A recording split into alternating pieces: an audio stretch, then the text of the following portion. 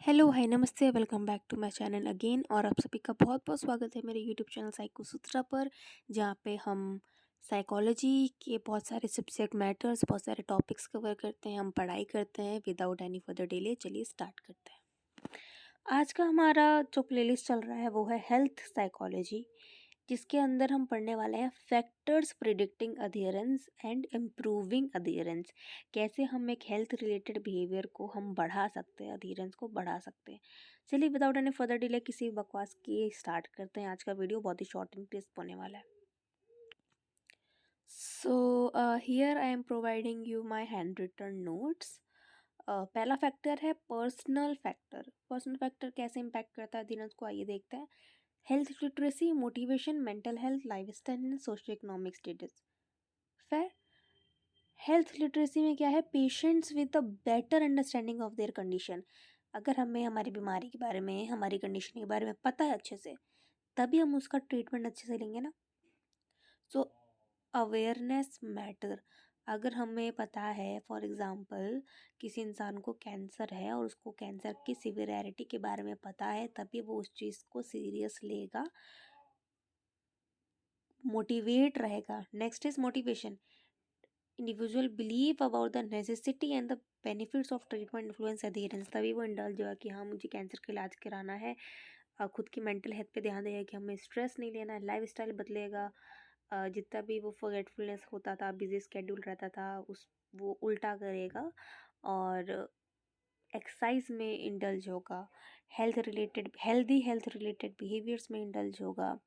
योगा को प्रेफर करेगा। Healthy food habits, sleeping schedule बदलेगा, वेकिंग का टाइम बदलेगा, राइट। सन एक्सपोजर बढ़ाएगा, जिस भी चीज़ से अच्छा। कीमोथेरेपी जो बहुत ही मेजर पार्ट होता है, एक मेथड होता है ट्रीटमेंट का इन कैंसर, उसके लिए वो जाएगा। तो ये सब पर्सनल फैक्टर से ही तो हो रहा है। And financial factors also matters, कि आप उतना वो अफोर्ड कर पा रहे हो कि नहीं। और यही इसका एक हम कह सकते हैं क्रिटिसिज्म भी है, जिसका सोशियो इकोनॉमिक स्टेटस कम होगा, वो कहाँ से हेल्थ केयर प्रोवाइडर को, मतलब प्रोवाइड केयर को अफोर्ड कर पाएगा। सो पर्सनल फैक्टर्स में हमने 5 चीज़ें देखी। आई होप आपको एक इसका जिस्ट समझ में आ गया होगा। Health literacy, motivation, mental health, life style and socio economic status. Next है हमारे इन्वायरमेंटल फैक्टर्स। इन्वायरमेंटल फैक्टर्स में देखिए, access to health care, proximity, जितना पास होगा हेल्थ केयर, हम जितना अफोर्ड कर पाएंगे, जित अवेलेबिलिटी के ऊपर है ना। पास में ही अगर अस्पताल है तो हम छोटी से छोटी चीज़ के लिए भी वहाँ दिखाने जाएंगे। वही अगर दूर है तो हम नहीं जाएंगे, हम वेट करेंगे कि जब तक कुछ मेजर प्रॉब्लम नहीं आती है, हमको ना जाना पड़े। Second is support systems. Family and community supports can encourage adherence, fair, right. Work place policies की वर्क में फ्लेक्सिबिलिटी होना चाहिए, एक जॉब सेटिस्फैक्शन होना चाहिए। Transportation difficulty in reaching health care services can reduce adherence, right. Third is cultural factors, believe and attitudes. उस illness के प्रति हमारा क्या है, जैसे हम किसी थोड़ा 10-20 साल पहले जाए, तो अगर हम मेंटल हेल्थ की बात करें तो कुछ नहीं होता है, डिप्रेशन विप्रेशन, नहीं नहीं, ऐसी थोड़ी चिंता है, ठीक हो जाएगा, ऐसा कुछ नहीं होता। आज उसको तवज्जो दिया जा रहा है। किसको? डिप्रेशन को, या किसी भी मेंटल हेल्थ इशू को। पहले नहीं बोला जाता था, पहले उसको या तो भूत प्रेतों से एसोसिएट कर दिया जाता था पहले ही, या बोला जाता था नहीं ये सब मन का वहम है, कुछ नहीं है। लेकिन आज उसको कंसीडर किया जाता है। तो उस बीमारी को लेके आपका जो बिलीफ और एटीट्यूड होगा, उस पर निर्भर करता है ना कि आप आगे क्या एक्शन लेते हो। डॉक्टर के पास जाते हो कि नहीं जाते हो। Stigma, social stigma surrounding certain conditions like mental health, जो मैंने बताया, can discourage adherence. Third, traditional practices, preference for alternative and traditional remedies में कॉन्फ्लिक्ट विद प्रिस्क्राइब्ड ट्रीटमेंट, जो मैंने अभी एग्जांपल दिया आपको, ये सब समझ में आ गया होगा इससे। Language barriers, means communication due to language difference can hinder understanding and adherence, right.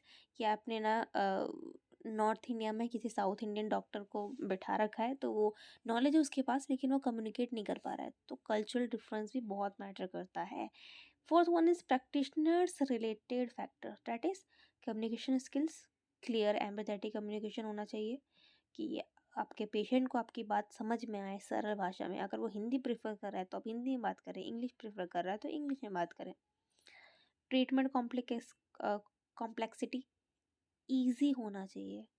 कोई वैसे ही अगर कोई इंसान डिप्रेशन से परेशान है और अगर आप उसको 5 होमवर्क करने को दे रहे हो कि ये करके लाना, ये जर्नल करना, ये ग्रेटिट्यूड प्रैक्टिस करना, तो वो उतना नहीं करेगा, उसको सिंपल चाहिए। Monitoring and follow-ups, cultural competence, right? Understanding and respecting parents' culture backgrounds to improve trust and compliance. अब है पेशेंट रिलेटेड क्या है? पेशेंट प्रैक्टिशनर इंटरेक्शन, ट्रस्ट होना चाहिए दोनों पे कि हम जो बता रहे हैं वो यहीं तक सीमित रहेगा। कॉन्फिडेंशियलिटी, हम जो बता रहे हैं हम नॉन जजमेंटल पर्सपेक्टिव से ही बता रहे हैं ना कि हाँ हमें आगे वाला जज नहीं करेगा या हम जो बताएंगे वो डांटेगा नहीं। सो एक ट्रस्ट बिल्ड होना चाहिए, तभी वो अधेरेंस को बढ़ाएगा कि वो आगे जाके अपना ट्रीटमेंट करवाता है या नहीं करवाता है। आप इसे ना लाइफ की अलग अलग पर्सपेक्टिव से भी आप इसको एग्जांपल ले सकते हैं, लेकिन यहाँ पर हम हेल्थ साइकोलॉजी पढ़ रहे हैं तो इसलिए मैं आपको थोड़ा मेडिकल एग्जांपल दे रही हूँ, right. Second word is share decision making, साथ मिलके कोई डिसीजन ले कि हाँ मुझे ये सूट करेगा, मैं ये करूँगी। अगर आपको डॉक्टर ने बोल दिया कि ना आपको शाम को 3 घंटे वॉक करना ही है, एक्सरसाइज करना ही है, एंड यू आर लाइक नहीं मेरा ऑफिस है मैं नहीं कर सकता, सो आपको एक शेयर डिसीजन मेकिंग करनी है कि ठीक है पूरे दिन में जब भी टाइम मिले आप 3 घंटे कर लीजिएगा exercise. Clarity of instructions, easy to understand instructions होना चाहिए, जैसे कि मैंने बताया था प्रैक्टिशनर वाले में, राइट। एम्पैथी एंड सपोर्ट होना चाहिए। अब देखते हैं कि इसको इम्प्रूव कैसे किया जा सकता है। एजुकेट, सबसे बड़ा चीज़ है किसी भी चीज़ को बढ़ाना समझाने का। एजुकेट करें लोगों को, अवेयरनेस फैलाएं, सिंप्लीफाई करें रेजिमेंट्स को, ठीक है, रेजिमेंट्स को, like minimize the number of medications and dosages required. ऐसा नहीं कि एक एक महीने की दवाई है और आपने 30 दवाइयाँ दे दी कि हर दिन एक एक गोली ले लेना और ये कर लेना वो कर लेना। नो, सिंप्लीफाई कीजिए। आपको अगर एक ही दवाई लेनी है पूरे दिन में तो आपको एक्सरसाइज करना है, राइट। कई कई लोगों को मैंने देखा है वो एक एक दिन में 10-10 दवाइयाँ तो एक ही दिन में खा जाते हैं क्योंकि उनको कोई अदर एक्सरसाइज नहीं करनी है। सो हाँ, ऐसा नहीं, थोड़ा easy simplify. Use combination of therapies for longer acting medications when possible. Enhancing patient support, जो मैंने पेशेंट के हित में था, आपको क्लाइंट और पेशेंट सेंटर्ड आपको सेशन लेना है, राइट, आपको प्रिस्क्राइब करना है। एड्रेसिंग बैरियर्स, देखना है कि अच्छा वो हर महीने नहीं आ सकते हैं क्योंकि वो हो सकता है दूसरे स्टेट से आपके पास आए हों, तो आपको उनका बैरियर एड्रेस करना है। हो सकता है कई लोग गरीब हैं वो अफोर्ड नहीं कर सकते, उनके लिए आपको कुछ और सॉल्यूशन निकालना होगा।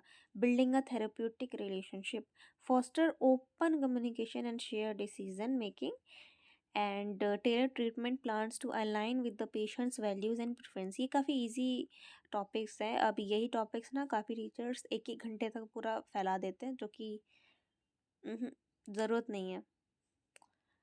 6th one is using technology, reminders via app, text messages, and wearable devices, digital monitoring to track progress and provide feedbacks. अब आप इतने स्मार्ट हो कि आपको ये एग्जाम्पल इसका आ गया होगा माइंड में।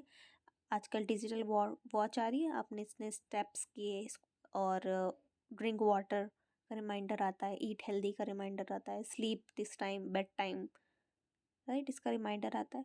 सो आजकल तो डिजिटल एप्स इतने आपको हेल्प कर सकते हैं like anything. So I hope आपको आज का वीडियो पसंद। आप लोगों से एक शिकायत है कि आप नॉलेज लेके इन्फॉर्मेशन लेके चले जाते हो लेकिन आप कमेंट नहीं करते हो, लाइक नहीं करते हो। प्लीज़ कमेंट कीजिए और सब्सक्राइब कीजिए मेरा चैनल, अपने दोस्तों को भेजिए, उनको भी हेल्प मिलेगी। Psychology, non psychology, doesn't matter, ये काफ़ी अच्छा इन्फॉर्मेशन है। एंड जो लोग मुझे सपोर्ट कर रहे हैं उनके लिए thank you so much, and thank you so much for watching. मिलते हैं अगले वीडियो में। स्वस्थ रहिए, सुखी रहिए और खुश रहिए। मिलते हैं अगले वीडियो में।